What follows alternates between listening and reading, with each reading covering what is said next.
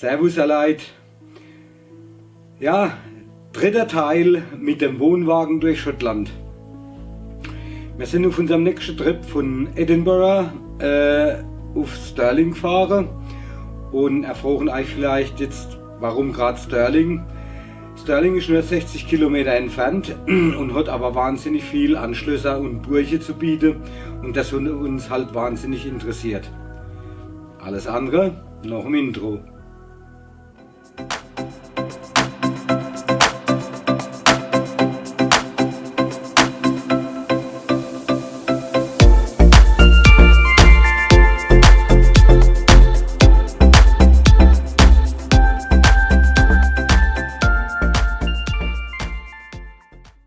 So, ja, in Stirling waren wir auf einem kleinen Campingplatz, Witches Creek Caravan Park heißt der, und der ist gar nicht weit weg vom William Wallace Monument, kennt ihr bestimmt von dem Film Braveheart. Wir sind dann weitergefahren und auf dem Weg zum Dune Castle sind wir zufällig an der Tullibardine Distillerie vorbeigefahren, wo man natürlich auch schnell kalte Hände haben wir geguckt, was dort alles gibt. Dune Castle kennen wir vielleicht auch aus dem Film Ritter der Kokosnuss von Monty Python. War auch mal interessant, das zu sehen, wo das gedreht worden ist. Von dort aus sind wir weitergefahren. Castle Chapel ist auch eine Burgruine. Wie gesagt, das ist halt etwas, was uns gefallen hat und was uns wahnsinnig interessiert. Und natürlich ganz zum Schluss war Stirling Castle, eine riesen Burganlage. Ihr werdet es an der Videoaufnahme von oben, also mit der Drohne sehen, eine Riesenanlage und ganz toll. Wir waren nach innen drin und haben uns das Ganze von innen angeguckt. Und ja, ich hoffe, dass euch das Video wie immer gefällt. Gebt mal einen Daumen nach oben. Wenn ihr Fragen habt, bitte stelle. Ich tue die jederzeit beantworten. Nochmal viel Spaß beim Video.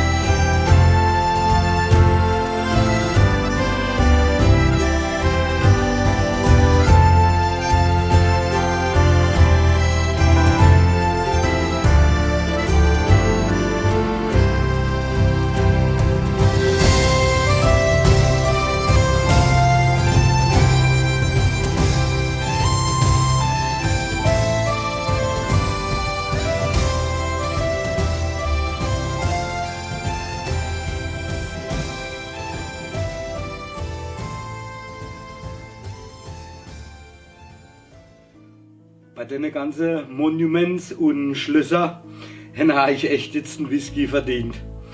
Ein kleiner Tipp von mir, falls ihr euch wirklich für Schlösser und Parkanlage, wie auch immer, interessiert, in Schottland kann man einen Schlösserpass kaufen. Der ist nicht ganz billig, der kostet, ich glaube, um die 80 Pfund. Jedoch kann man sich dann ganz viel Schlösser angucken und muss dort nicht mehr extra Eintritt bezahlen, weil die Eintrittspreise sind horrend. Also für Stirling Castle LA kostet, glaube ich, 24 oder 25 Pfund pro Person, und mit dem Pass kommt man doch, wenn man sich viel anguckt, viel günstiger weg. Jetzt zeige ich euch noch ein paar Bilder vom Stirling Castle, und dann habt ihr mal einen Eindruck, was man in 2 komplette Tage in Stirling alles sehen kann. Prost! Oder Slanche war.